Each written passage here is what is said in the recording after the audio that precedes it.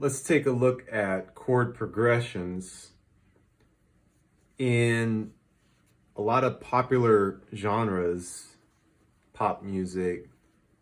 The 2-5-1 progression is a pretty popular progression to follow when you're developing a piece of music, a song, a tune, and that really my understanding is that the history of the 2-5-1 progression, it does come from jazz mainly, primarily. You might go back in classical music, Western classical, and find some history that takes you further back. But at least I can say it's really been popularized in jazz. So I'm just going to demonstrate this 2-5-1 progression in the key of C. The key of C meaning C major, I should say, meaning that the key that we're in is dealing with the notes in the C, the natural notes, starting on on the note C. So I have C, D, E, F, G, A, B, and then back to C. So the notes, the reason we say, well, where do the numbers 2-5-1 come from? Well, that's the scale degrees. So scale degree 1 in the key of C is C. Scale degree 2 in the key of C is D. E is the third scale degree. F is the fourth scale degree. G is 5. A is 6. B is 7. And then you go back to the 1, right? The octave being the same note.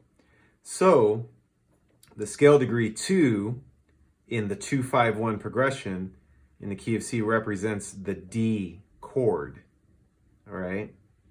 And as we talked about before, we're dealing with the 7th chords really, okay? But the note D, F, A, C, these are the 4 notes that spell out the 7th chord, okay? So in the 2-5-1 progression, this is the 2 chord. The 2 chord is going to then progress, thus the word progression, to the 5 chord. So in the key of C, C is 1, 2, 3, 4, 5. The 5 chord starts on the note G. And if I play that 7th chord on the 5 scale degree, I get the G chord, the G 7th chord. Okay, 2, 5, and then to the 1 chord, which is the 7th chord on C. Okay, so there's my progression: 2-5-1, 2, 5, 1. So you can write an entire tune just based on that.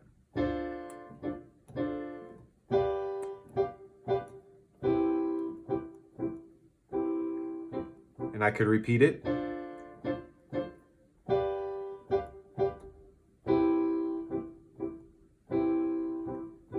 So it's a basic outline, and people have written entire tunes around that.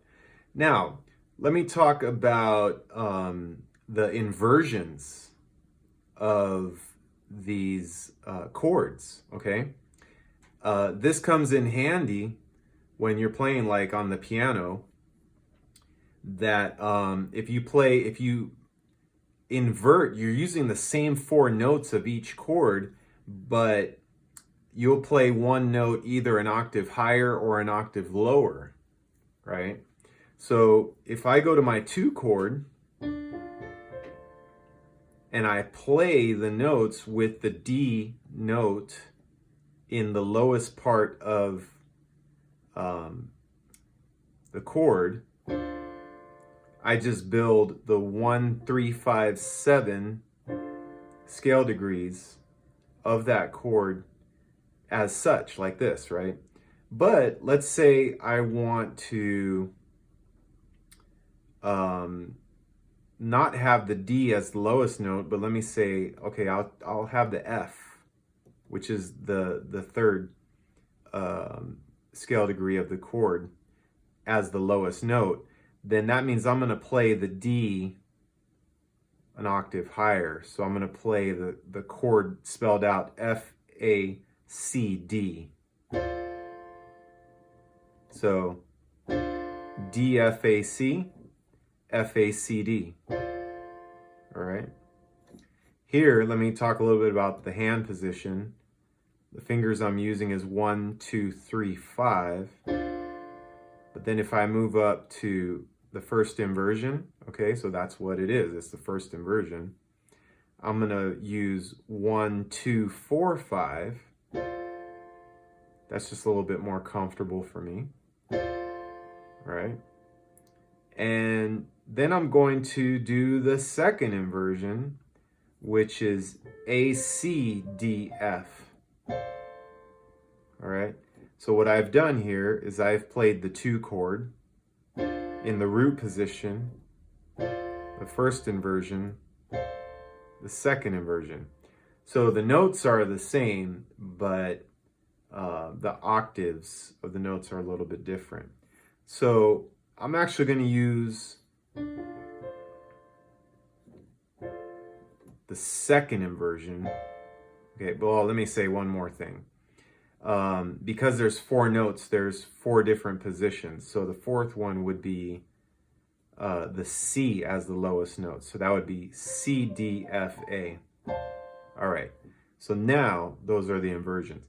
So now I'm going to use the second inversion of the D7 chord. So that would be spelled, and I'm going to bring it down to this part of the keyboard. A, middle C, D, F. All right, so there's my 2 chord. And then see, now that I'm in this position, the second inversion, I'm going to go from the 2 chord to the 5 chord in root position. So now I'm just moving the 1 and 2 fingers down to the G and the B. So 2, 5. And now to go to the 1 chord, I'm actually going to end up going to the second inversion of the 1 chord. Okay? So what I've been able to do is take the